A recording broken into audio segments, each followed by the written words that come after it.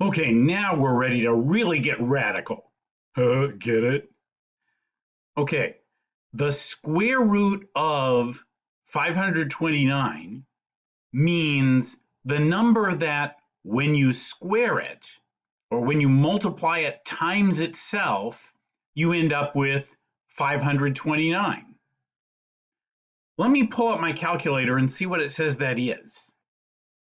Hey calculator, what is the square root of 529? 23.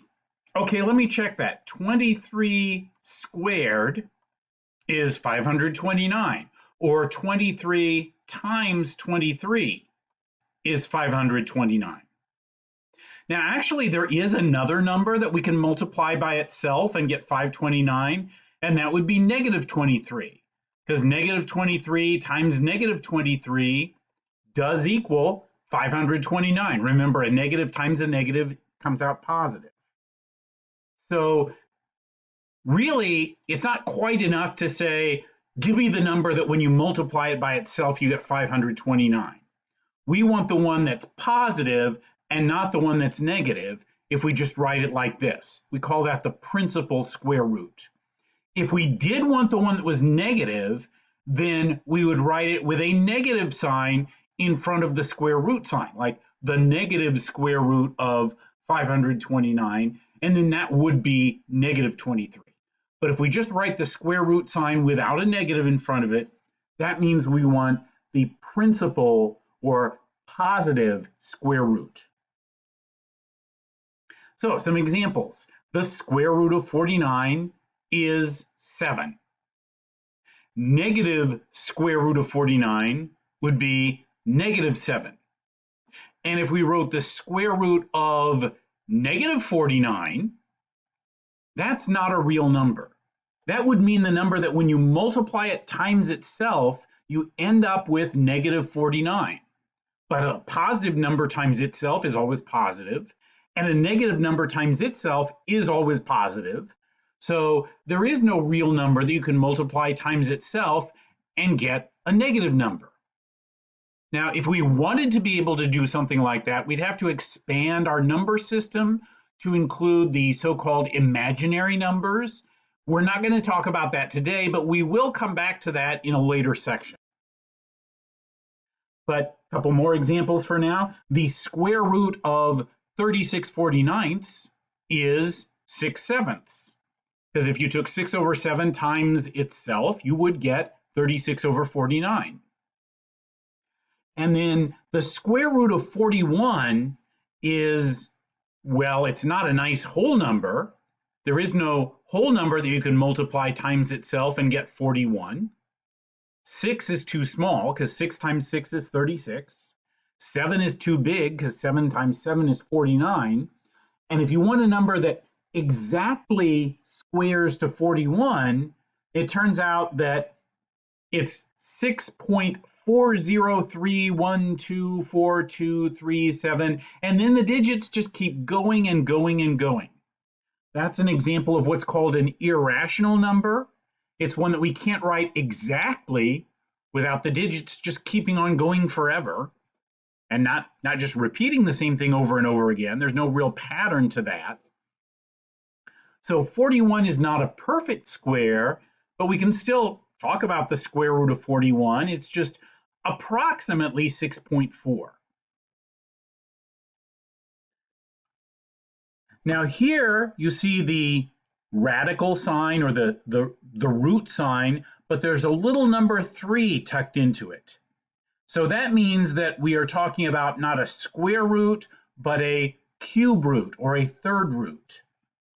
The cube root of a number is the number that you have to cube, that is raised to the third power, or multiply times itself, 3 of that thing multiplied together to get 5,832. So let me see what my calculator gives me for that. Now, if you want to do cube roots or other kinds of roots, besides square roots, different calculators have different ways of handling that. On a On a graphing calculator like this one, if I want the cube root of a number, I first put in 3, and then I have to go to the math menu. I can get a cube root here, or I can get an xth root here. If I wanted some other kind of root, I could just use that and put in the number 5832, and it tells me that the cube root of 5,832 is 18. So 18 is the number that when you raise it to the third power, 18 times 18 times 18, you get 5,832. So the cube root of 5,832 is 18. And let's see what the calculator gives us for the cube root of negative 5,832.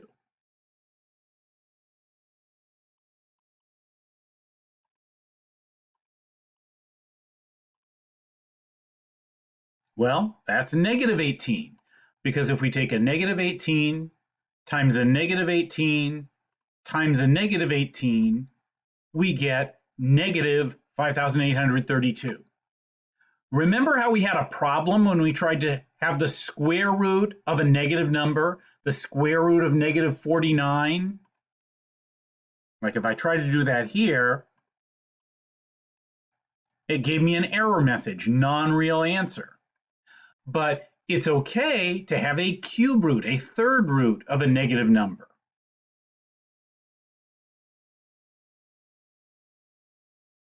Now, in general, whenever we have an expression like this, we have some little number kind of tucked into the crook of this symbol, and then we have a number under the symbol. This means the nth root of a. That is, the number that you have to raise to the nth power to get a. So taking the nth root of a number is like the reverse of raising a number to the nth power. It's what undoes raising a number to a power does. Square roots undo squaring, cube roots undo cubing, and so on. We call this symbol a radical sign. The little number out here that tells you what kind of root it is the index, and if it's 2, we usually don't write it. The most common kinds of roots are square roots, and we could write a little 2 to indicate that it's a square root, but if we don't write a little number at all, it means the square root, the 2th root. And then the name for the number under the radical sign, the number that we're taking the root of, is the radicand. So an expression like this, the index is 3, and the radicand, the number we're taking the third root of, was 5,832. And the reason I've got a picture of some radishes here is because the word radish is related to the word radical. They both mean root. A radish is a root vegetable. It's the root of the plant that it consists of. So radicals and roots are really just two different words for the same thing.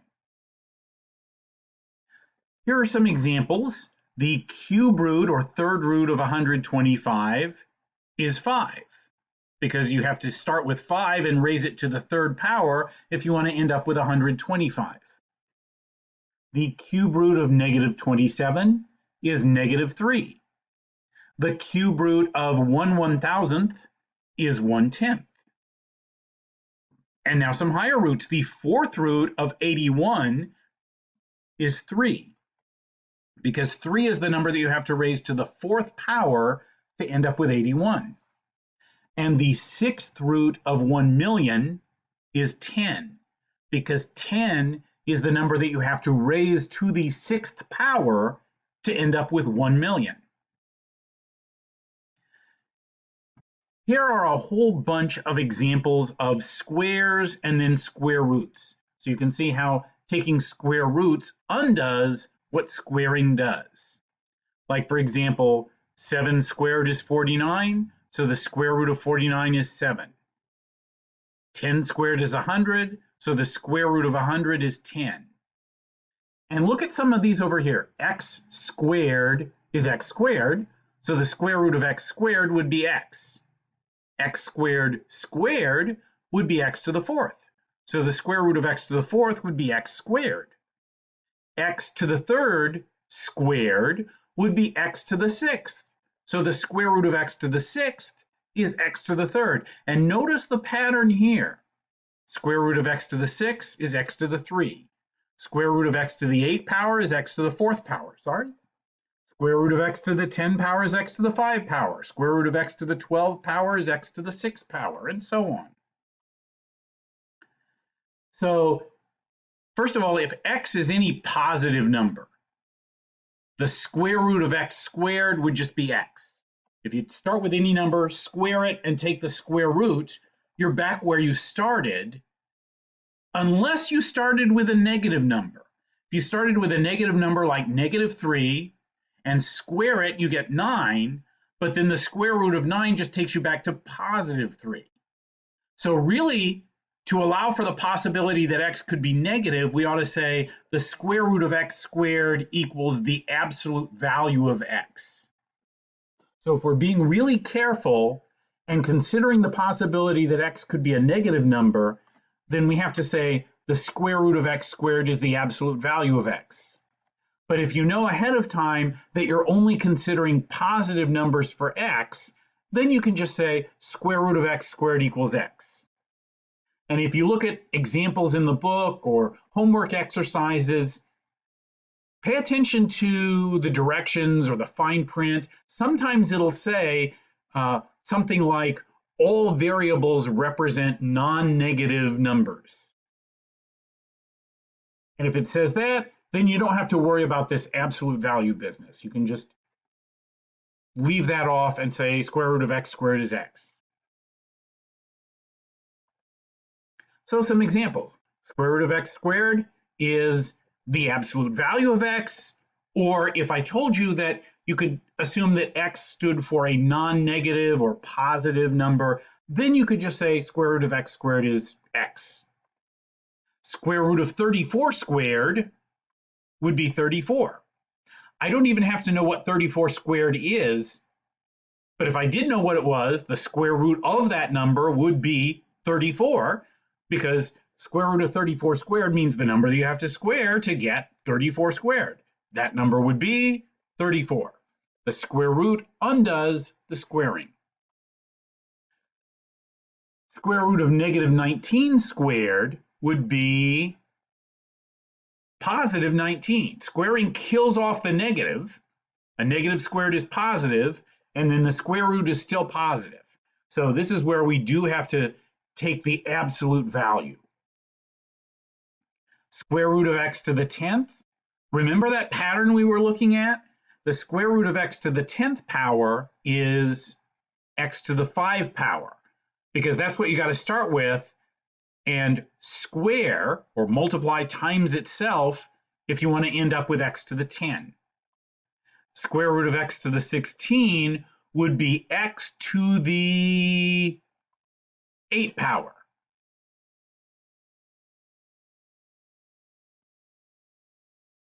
And I'm going to stop this video there and pick up in the next part and look at some other roots, not just square roots, but cube roots and some other kinds of roots. And then we'll go on to look at some more examples where we break things down or simplify or work with some properties of radicals.